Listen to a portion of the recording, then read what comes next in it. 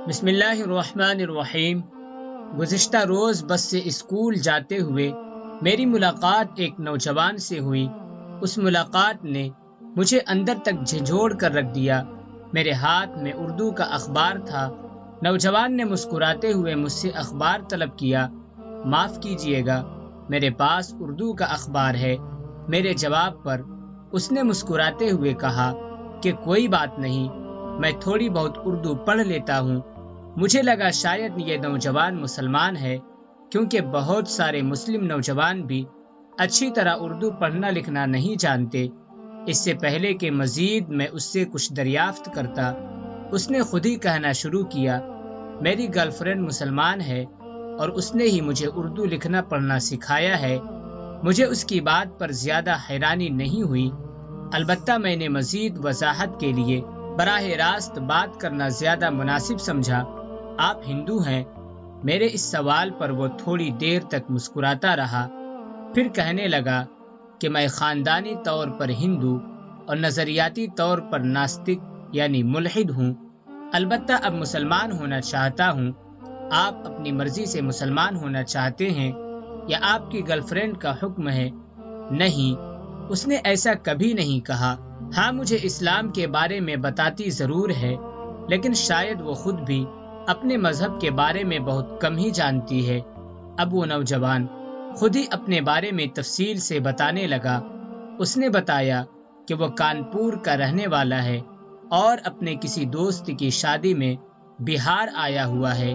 نوجوان بہت زیادہ پڑھا لکھا نہیں لگ رہا تھا، لیکن اس کی باتوں میں سنجیدگی اور ٹھہراؤ تھا۔ اس نے بتایا کہ وہ اسلام کے متعلق جاننا چاہتا ہے، لیکن اس خوف سے اپنی خواہش کا برملا اظہار نہیں کرتا کہ اس کے گھر والے اور سماج کے لوگ اسے جینے نہیں دیں گے۔ اس نے بتایا کہ اتر پردیش کا ماحول بہت تیزی سے بدل رہا ہے۔ ہندو تنظیموں کا اثر و رسوخ دن بدن بڑھتا جا رہا ہے۔ نئی حکومت بننے کے قبل سے ہی ہندو تنظیموں، خاص طور سے بجرنگ دل اور ہندو یووا واہنی کے کام کرنے کے طریقوں میں بھی تبدیلی آئی ہے۔ اس نوجوان نے بتایا کہ ہندو تنظیموں کی پوری کوشش مسلمان عورتوں اور لڑکیوں کو ان کے دین سے بدزن کرنا ہے۔ اس کے لیے ان تنظیموں نے بہت ہی مضبوط لائحہ عمل بنایا ہے۔ شادی شدہ عورتوں کو طلاق، گھریلو مظالم اور آزادی کے نام پر ورغلانے کی کوشش کی جا رہی ہے۔ مسلمان عورتوں سے پیسے دے کر، نقاب پہنا کر اسلام مخالف بیانات ریکارڈ کروائے جا رہے ہیں اور انہیں سوشل میڈیا پر وائرل کیا جا رہا ہے۔ مسلم لڑکیوں کو ورغلانے کے لیے بہت ہی خطرناک منصوبے کے تحت کام ہو رہا ہے۔ اس کے لیے باضابطہ نوجوان لڑکوں کو ٹریننگ دی جاتی ہے، انہیں خاص طور سے اردو زبان سکھائی جاتی ہے۔ لڑکیوں کے اندر جلد متاثر ہونے کی صلاحیت ہوتی ہے، لہٰذا جب وہ غیر مسلم لڑکوں کی زبان سے اردو زبان کے الفاظ اور اشعار سنتی ہیں تو فطری طور پر متاثر ہوتی ہیں، اور یہیں سے ان کی بربادی کی داستان شروع ہو جاتی ہے۔ نوجوان نے بتایا کہ ہندو تنظیموں کی جانب سے ایک مسلمان لڑکی کو گمراہ کرنے کے عوض 2 لاکھ روپے کی پیشکش کی جاتی ہے۔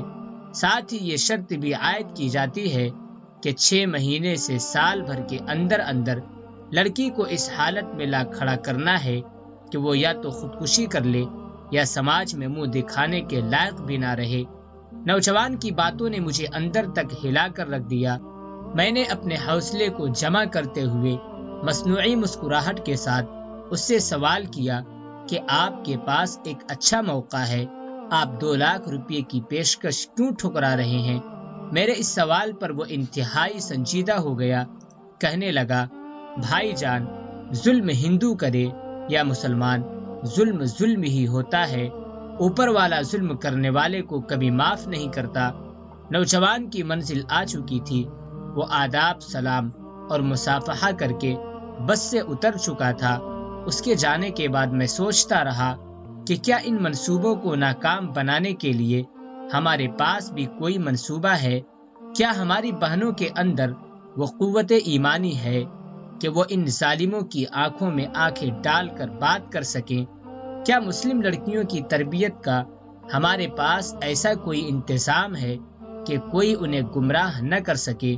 مجھے نہیں معلوم کہ جس نوجوان سے میری ملاقات ہوئی اس کی باتوں میں کتنی سچائی تھی۔ ممکن ہے وہ خود بھی کسی منصوبہ کے تحت کام کرتا ہو، لیکن اس کی باتوں نے مجھے یہ سوچنے پر مجبور کر دیا کہ کیا گھر سے باہر اسکول، کالجز اور یونیورسٹیز میں ہماری بہنیں محفوظ ہیں۔